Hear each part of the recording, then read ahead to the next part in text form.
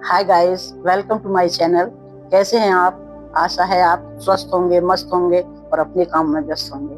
मैं भी ठीक हूँ। आज मैं आपको ये सबसे पहले नवरात्रों की हार्दिक शुभकामनाएं देती हूँ और मैं ये बताना चाहती हूँ, बहुतों की क्वेश्चन है कि भाई ये नवरात्रि कब से मनाए जाते हैं, क्यों मनाए जाते हैं और कैसे मनाए जाते हैं। तो आज मैं इसी के बारे में कुछ आपसे चर्चा करूंगी, कुछ बताऊंगी। तो ये नवरात्रों की शुरुआत गाइस कृष्ण जन्माष्टमी यानी कृष्ण जन्म से ही शुरू हो जाती है। श्राद्ध पक्ष के जो पूर्णमासी आती है उसके शुक्ल पक्ष से ये मनानी शुरू हो जाती है और 10 दिन तक ये पूरी मनाई जाती है। तो क्या आप जानते हैं कि ये देवी कौन है? तो आज मैं बताती हूँ कि ये देवी माँ यशोदा की पुत्री हैं, जिन्हें हम दुर्गा के रूप में जानते हैं। इनका एक नाम योग माया भी है। जब कृष्ण भगवान धरती पर जन्म लेना चाह रहे थे, अवतार लेना चाह रहे थे, तब इन्होंने अपनी माया से कहा था कि हे योग माया, आपको मेरे साथ पृथ्वी पर चलना पड़ेगा, क्योंकि आपके बिना जो लीला है वो संभव नहीं हो सकती है।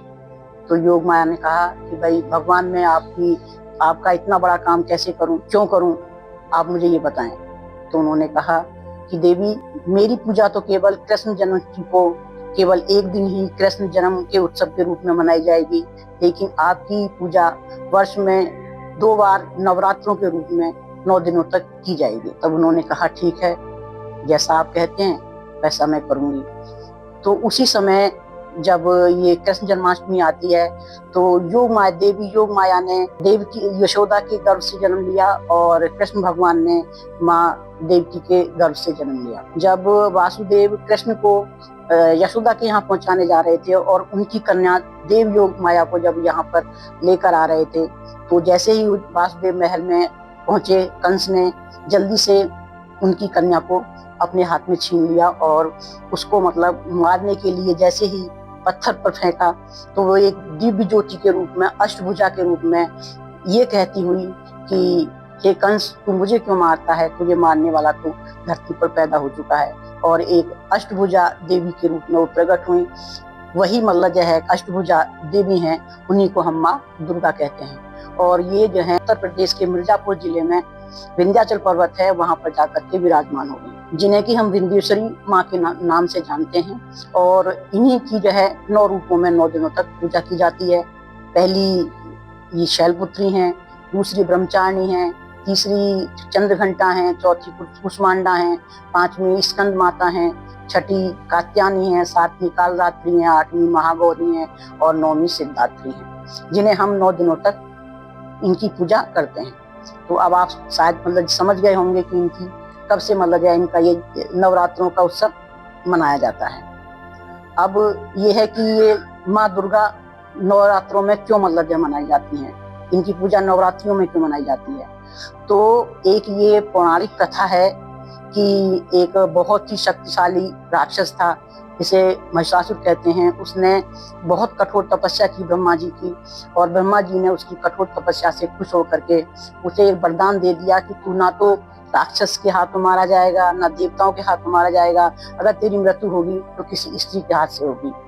यह सुनकर के वो बहुत खुश हुआ और सभी देवताओं पर, राक्षसों पर अत्याचार करने लगा। उसके अत्याचार से दुखी होकर के देवताओं ने विष्णु भगवान के साथ मिलकर के आदि शक्ति की उपासना की, जिसकी उपासना से एक दिव्य ज्योति प्रकट हुई, जिसे हम आदि शक्ति कहा जाता है, और जो आगे चल करके माँ दुर्गा के रूप में जाने लगी।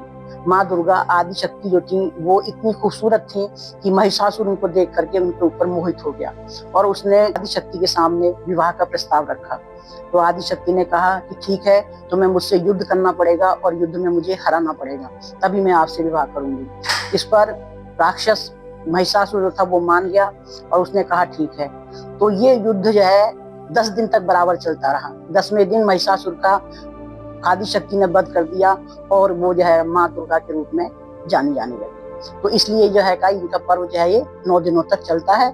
10वें दिन कन्या पूजन करके ये उत्सव समाप्त हो जाता है। अब सवाल ये आता है कि ये कैसे मनाया जाना चाहिए। तो फ्रेंड्स, जैसे हमारे घर में कोई मेहमान आता है, हम अपने घर की सफाई करते हैं, अच्छे अच्छे पकवान बनाते हैं और उसकी आरती करके हम जो है अपने घर में अंदर प्रवेश कराते हैं।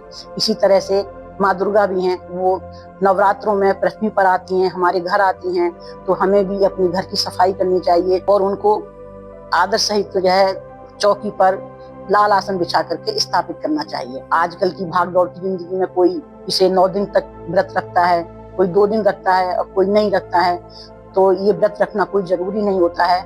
हाँ, इतना जरूर है कि इन 9 दिनों में माँ की ज्योति करो, एक अखंड ज्योत जला के रखो, कलश स्थापना करो, नारियल रखो और उनकी सुबह शाम आरती कर दो।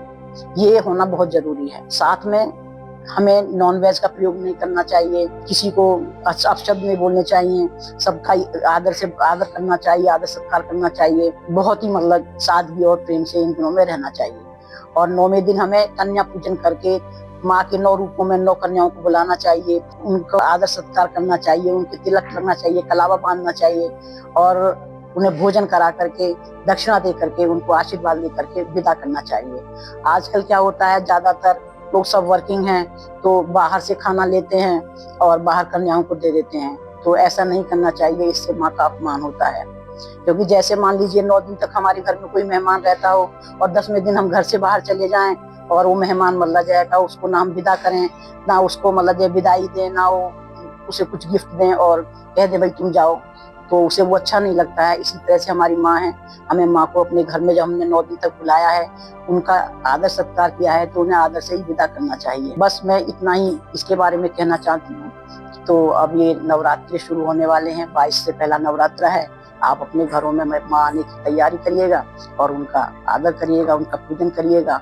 बस यही मुझे आपसे कहनी है। तो गाइज, आपको अगर ये मेरी नवरात्रि कुछ बातें जो मैंने बताई हैं अच्छी लगी हो तो कमेंट करके बताइएगा। आगे अब दशहरा है, दिवाली है, उनके विषय में भी जो भी मुझे आता होगा मैं आपको बताती रहूंगी।